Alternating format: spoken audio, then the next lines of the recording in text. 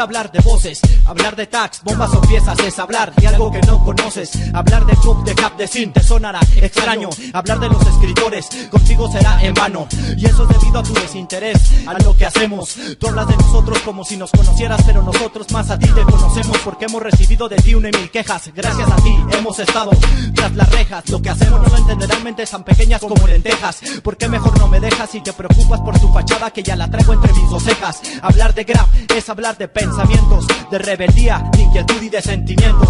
Hablar de graf suele ser una utopía. Sí, una utopía, una utopía. Sí. Hablar de graf es hablar de pensamientos. Hablar de graf es hablar de sentimientos. Hablar de graf es hablar de rebeldía. Hablar de graf suele ser una utopía. Hablar de graf es hablar de voces. Hablar de graf es hablar de pensamientos. Hablar de graf suele ser una utopía. Una utopía. Sí, sí, sí. Utopía.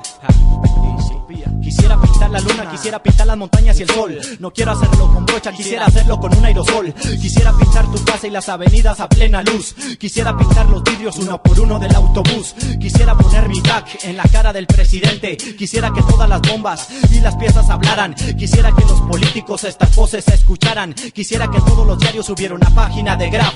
Quitaran la nota roja y pusieran una que diga cap.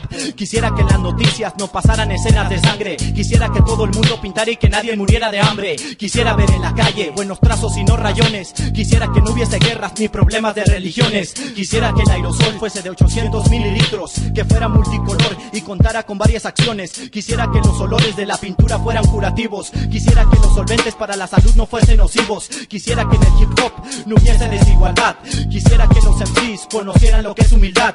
Quisiera que no se vieran los matrimonios separados, que siempre vivieran juntos como dibujos entrelazados. Quisiera que los strikes estuvieran a 5 pesos. Quisiera ver liberados a los inocentes que ya están presos. Quisiera que no existiera el maltrato hacia las mujeres. Quisiera que sus maridos se desahogaran en las paredes. Quisiera que no se perdiera la esencia de lo ilegal. Quisiera que dieran espacios para los que les gusta hacerlo legal. Quisiera que no existiera el abuso hacia los infantes. Quisiera que nunca probaran negativos estimulantes. Quisiera que no permitieran el aborto y la clonación. Quisiera que se extendiera el graf como plaga por la nación. Eso quisiera,